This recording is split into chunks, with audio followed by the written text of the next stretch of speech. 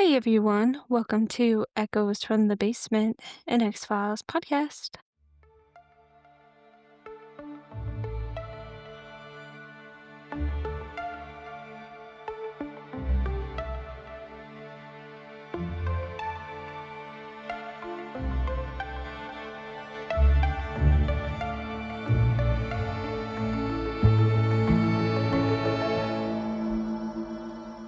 I'm your host, Alice, and each week I revisit a classic episode of the X-Files while sharing my take on the strange and mysterious adventures of Agents Scully and Mulder. And who knows, I might even make a believer out of you.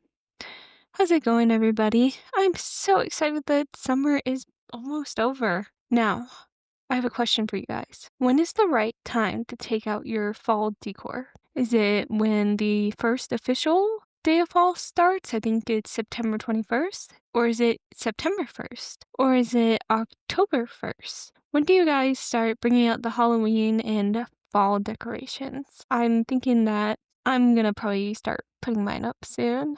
Maybe when the first official day of fall starts, but who knows? I got some cute stuff, especially a little Hello Kitty scarecrow. She dances and makes some noises. It's pretty cool. I also bought these two little doggies. One is a ghost and one is Frankenstein. I'm excited to get all of it out. Let's get into the episode. It's episode 19, Shapes. On a dark and dreary night, thunder roars in the distance. During the flashes of lightning, a taxidermy bear appears, its mouth wide open, with every sharp tooth on display for us to see. The camera turns and we see a hawk. He is also taxidermied. An older man cocks his gun in a room. We see him carefully place each bullet into the weapon. Another mysterious person loads their gun as well and prepares for battle. An animal howls outside. We catch one final glimpse of the taxidermy bear before the men head out hunting. They enter the pouring rain at the Two Medicine Ranch in Browing, Montana. Their flashlights flutter in the darkness as they go to check on their barn animals. I believe that they are goats. The two men split up. They're hunting for something unknown. One man enters the barn, and fear runs up his spine. He continues to walk and investigate. Nothing. He makes his way outside. He then comes across a trigger warning, a dead goat. Something is suspicious here, and whatever happened to that goat, he's unsure of. But he does know there is a predator out there, and it's hungry. We see that the creature growls, shrouded in darkness. The man turns around and sees a hideous face. The creature ambushes him. It looks like a wolf, but we're unsure. The monster starts to tear the men apart, but the older gentleman shoots the creature in the back. His partner gets up, grasping for air, trying to comprehend what just happened to him. The two men turn to see the creature that they have shot, expecting it to be a wolf, but it's a man. "I'm not a killer," an older man states. In a small ranch home, a man is pleading his innocence to Mulder and Scully. He's just so tired of his cattle being eaten every night. The older man describes to Mulder that the goat he saw looked like it went through a paper shredder. The gentleman doesn't believe an animal was hurting his cattle, but an actual person. The other man at the scene tells Mulder that Mr. Parker is free on bond. He's only speaking about this incident and this incident alone, nothing else. Scully interrupts. "So we can't talk about Mr. Parker's federal case against the Trago Indian Reservation?" Mr. Parker, the older man, angrily states, "I just want this all gone. I'm gonna be honest about everything. I'm an open book." His lawyer advises against this, but Mr. Parker continues. "You think I killed that man because I'm having some sort of disagreement over land ownership? Joseph Goodensnake, a Native American who lived on the reservation, is dead because of Mr. Parker." The older man insists that he did not shoot a person, it was an animal or some type of creature. We found out that the other man that was attacked is Mr. Parker's son. Mulder quietly walks over to the younger man to look at his attack wounds. "We went out to protect the cattle. I saw a creature there with red eyes and fangs attacking my son," Mr. Parker states. Agent Mulder finds claw marks on the boy's shoulder. Tears start to form in the old man's eyes. He's clearly distressed about Lyle, his son, and the death of Joseph. He says that he's sorry that it had to end this way, but the boy was clearly hurting his animals. Mulder breaks the tension and asks to see their corral. Lyle volunteers to take the agents there. Mr. Parker just looks down at his feet in shame. The agents and Lyle step out of the home into a dense foresty area. Lyle tells the agents that he knows their story is unbelievable and his father would never open up to a stranger about any of this. Lyle tells a story that for the last few nights, his father and him would go and check on the cattle at night, and they never saw anything strange. They didn't even see natural predators like coyotes, mountain lions, or even bears. Lyle says that he felt something, a weird feeling that it's no human that's out there, it's something else, and it's watching him every single night he's out there to check the cattle. The air would become still, the noises and growls of the animals would disappear. Everything would just go still and quiet as if it was frozen in fear. Scully seems skeptical. Something gives you the creeps, the agent asks. Lyle directs the question back at her. Yeah, being out there by myself does give me the creeps. Have you ever had them? In my opinion, I don't ever believe Scully has had the creeps or anything close to that feeling. The two agents investigate the corral. Scully quickly walks along with her umbrella in her hand. She says the victim was shot over here, she points, and then Parker shot from 3 meters away. At this distance, how could he mistake Joseph as an animal? Scully approaches Mulder. Seems like a simple case, easy to close, but that's a no to Mulder. Scully talks about how she's surprised Mulder even wanted to take this case. Anyone at the FBI could see that it was open and shut. It's going to be a slam dunk for them. Mulder starts to follow a trail of muddy footprints. It originally starts off with human feet, and then something strange happens. The feet turn into animal paws with a human foot hybrid. It seems like there's a person's heel and bottom foot could be made out, but there are also claw marks where the front toes would be. Mulder slowly crouches down to get a closer look. He meets up with Scully, who continues to say that this is just going to be an easy case, an easy win. Completely ordinary, nothing unexplainable, until Mulder shoves a large piece of shredded skin in her face. Scully is examining the skin in the car, not knowing what to make of it. She's never seen anything like this before. I mean, I would believe that the Parkers did kill that young man, but they don't seem like the people who would skin their victims alive, Scully says. Mulder drives along the road and mentions that nothing in the medical reports say such a thing. The two FBI agents drive to the Trago Indian Reservation to meet with Sheriff Charlie Tinsky. Scully and Mulder enter a local bar where people start to stare at them, and it makes the agents uncomfortable. Mulder asks the bartender, well, where can I find the sheriff? Silence. Mulder announces to the room, does anybody know where the sheriff is? More silence. And then someone tells the FBI agents that they need to go home. They are unwanted here. A few people are sitting in a dark corner. We could tell that you were agents immediately. A man appears from the darkness, one eye brown and the other blue. I was at Wounded Knee, and that day I found out that you don't believe in us, the mystery man states. I want to believe in you, Mulder replies. What do you want, and why are you even here? Mulder replies, I think you guys know what we're looking for. Scully stands her ground and says, we're looking for anyone that has information on Joe Goodensnake. We are also looking for something that can make human and animals tracks, Mulder blurts out. The old man says Parker killed him, so we don't understand what you're looking for. Slam, a woman lays her pool stick on the table. Parker and his son killed my brother that night. And all the eyes start to glance at this one person. You're all so afraid to say anything because of the legend. Gwen, the man at the table, shouts. The woman turns to Scully and Mulder, and she says, I hate the FBI. I hate when you come here asking for our help, but when we need you, nothing. Gwen angrily stomps out of the bar. Sheriff? A man is staring at Scully and Mulder. Side note, this man was also in Twin Peaks. He played one of the police officers. Scully introduces herself and Mulder to the local officer. You can find Goodensnake's body in my office, the sheriff says coldly. The two agents follow the officer to his workstation where two men are posted out front. Bill, Tom, please get out of the way, the sheriff says to the two men guarding the door. Hesitant, two men let Scully and Mulder into the sheriff's office. Those two men are guardians of the dead. They will escort Joe to his new world. I only let them stay by the front door. Police work stays here, and ancient beliefs stay out there, the sheriff explains. Mulder brings up what Gwen said in the pool hall about the legend.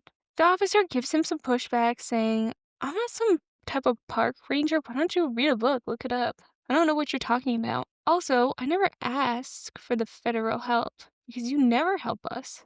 So let's just get this all over with. Joseph Goodensnake lays lifeless on the table in the back area of the station. The sheriff explains that Joe and Gwen, his sister, are the main people involved in the land dispute against the reservation and the Parkers. That the Parkers' cattle was coming too close to their area. Joe and Gwen filed a lawsuit against them. Mulder lifts the sheet of Joe's body. Scully slowly examines the body with her eyes and notices something strange. A huge scar that looks like something tried to tear Joe apart at one point, but it healed. It's right on his shoulder. The sheriff asks, could Joe be a victim of the attack as well? Maybe. Parker really did see something out there. Scully quickly starts to think about a theory, saying it seems like these wounds have been trying to heal for a very long time. She then examines the gunshot wound. Mulder takes his hand and forces Joe to open his mouth. We need to look at Joe's dentist records, Mulder says. He unveils two large white fangs that stick out of the young man's mouth. Joe's x-rays fill the screen. See how these two canines? They're normal, Mulder points out. Well, could these records have been misplaced or lost? No, Mulder continues. See, this tooth is chipped, which matches perfectly with the other one in his mouth. These teeth do belong to Joe Goodensnake. Parker was out there that night. He wanted to see a mountain lion or a coyote killing his cattle. He becomes afraid and accidentally shoots Joe, states the sheriff. Okay, so Parker wanted to believe that it was an animal, Scully mentions. But Lyle has the same scars as Joe. What a coincidence. Mulder asks if they have a place where an autopsy can be performed. Since Joe's teeth are abnormal and strange, maybe the rest of him will be as well. Shocked, the officer says, we can't do that. I won't allow it. He starts to hurry back to his desk and sit down. He refuses Scully and Mulder the autopsy that they need. He says the funeral is going to be tomorrow night. Joe is going to be cremated. The Tragos believe that the dead are unsettled by their new state as spirits. Doing an autopsy would only anger Joe's spirit, and it also keeps him trapped here in this world. You can't do it.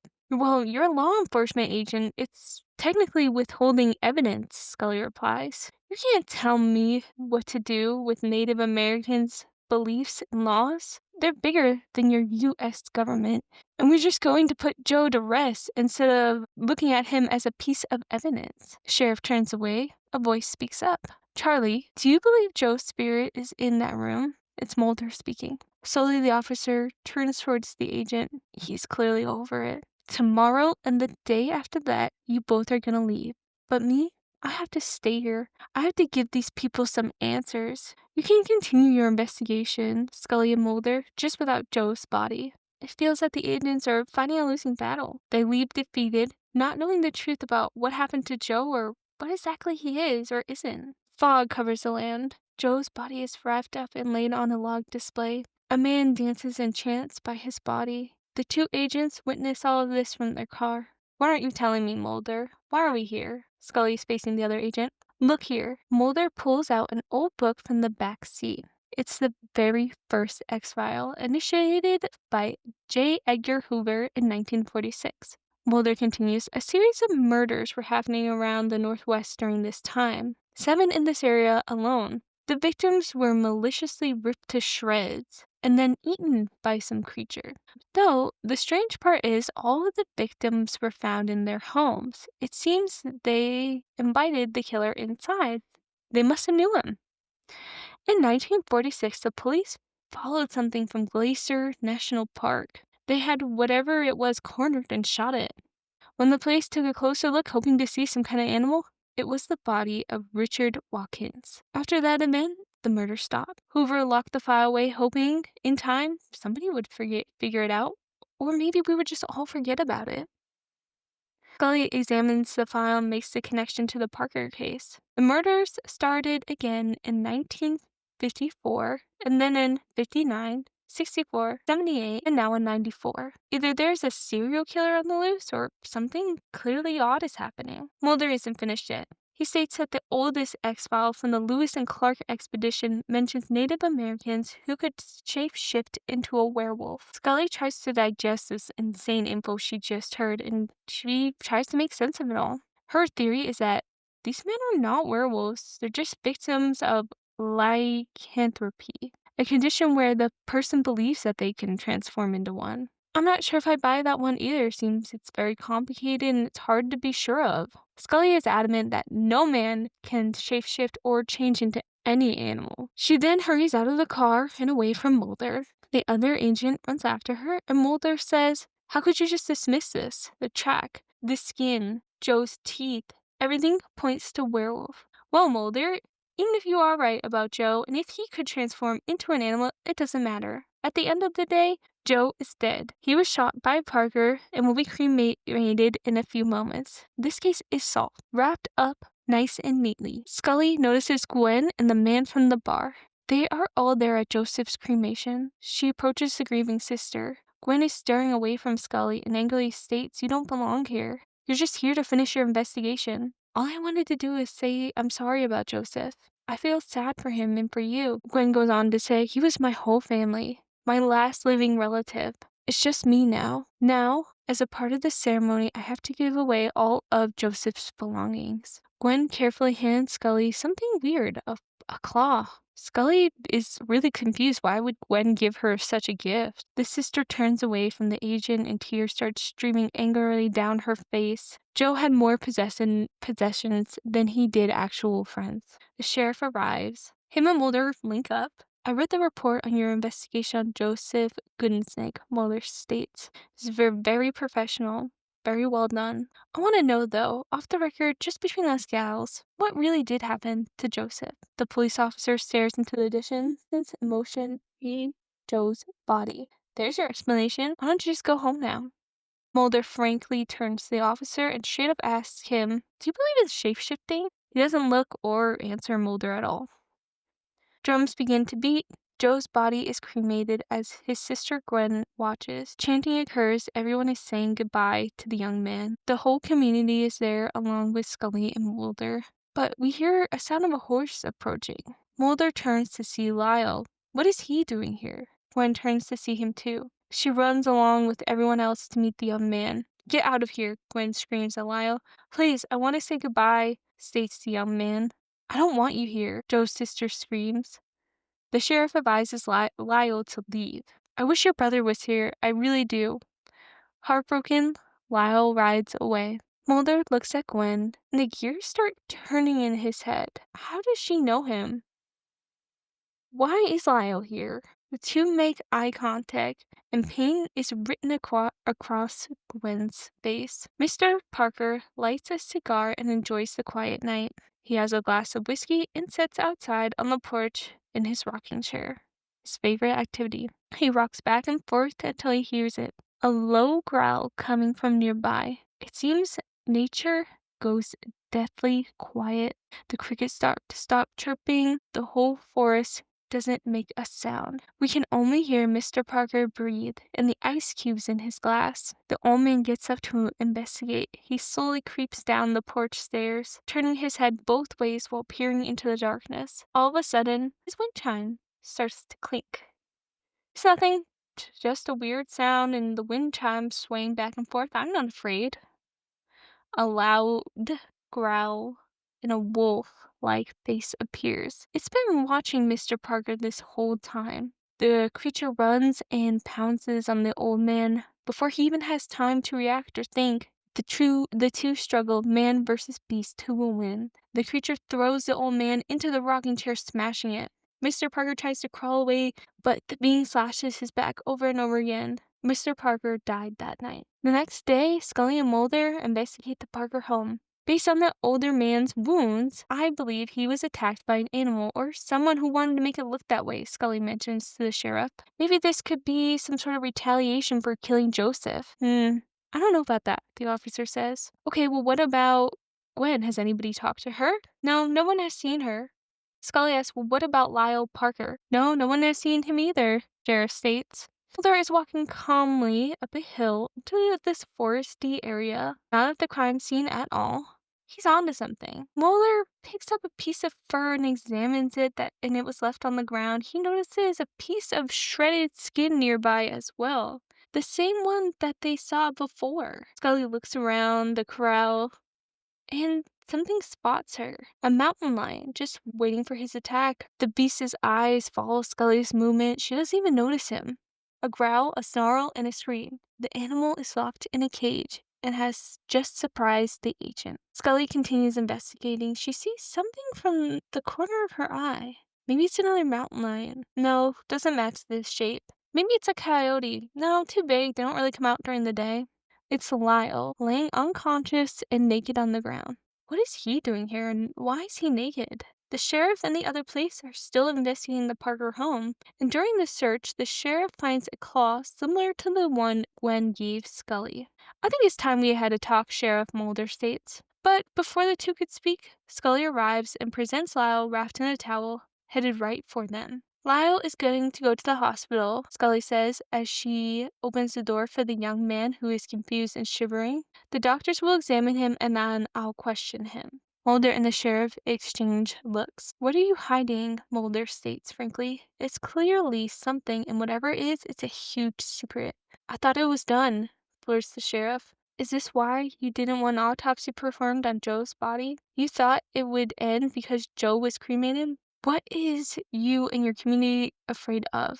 Mulder states. I can't tell you, but someone else can, the sheriff replies. Meanwhile, Scully and Lyle are at the Groove Medical Clinic. The nurse draws blood from Lyle and examines it. I was just drunk. I drank all night after the funeral. I don't remember anything, Lyle admits to Scully. He lays in a hospital bed. The young man goes on to tell the agent about his mom when she was alive. He visits his particular area at night to think about her. Lyle says something strange, though. He states, You must have thought I was an animal out there. When you went home, did you see and speak to your father? Scully asks. No, I didn't. He would have been mad at me because I went to the funeral. Lyle then says something even more strange. I had a blur image of my father sitting on the porch, but I can't remember if we talked or not. Scully takes a deep breath before she gives the news that will ultimately destroy Lyle. Your father is dead. Lyle stares at her in disbelief. Scully tries to gather her words, and it appears that he was attacked by an animal,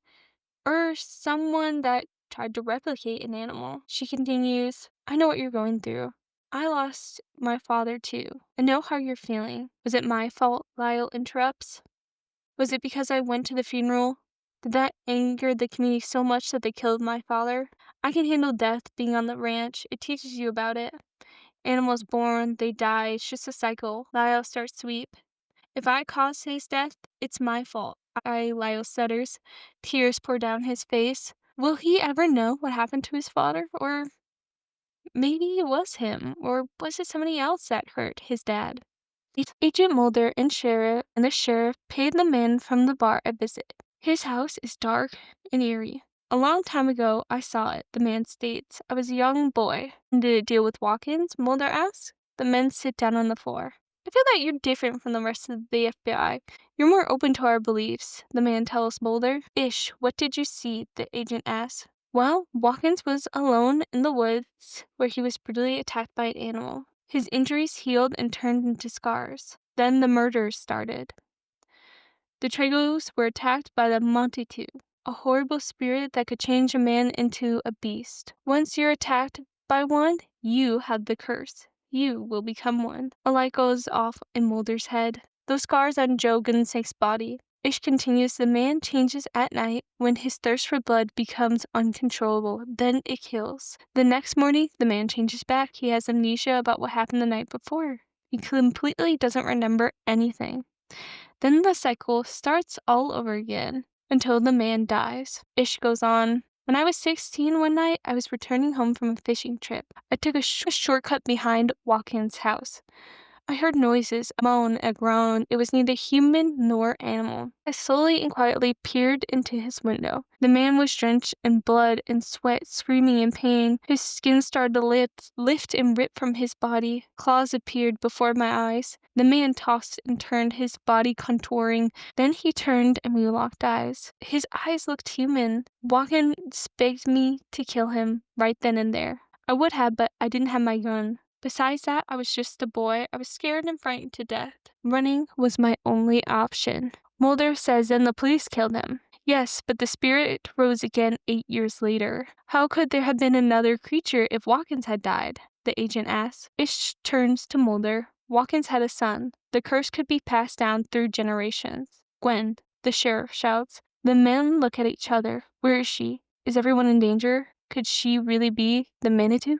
These traits could have been passed down through bloodlines, which result in Joseph being one, but maybe also Gwen, states the sheriff. Maybe Gwen did kill Parker. The men hastily get up because of a clanking noise. Everybody draws their weapon, thinking that the beast is out there. They investigate. A truck starts. It's Gwen. She's in the vehicle. They tell her to stop, but she keeps going until the sheriff grabs the wheel from the window. No, Gwen pleads.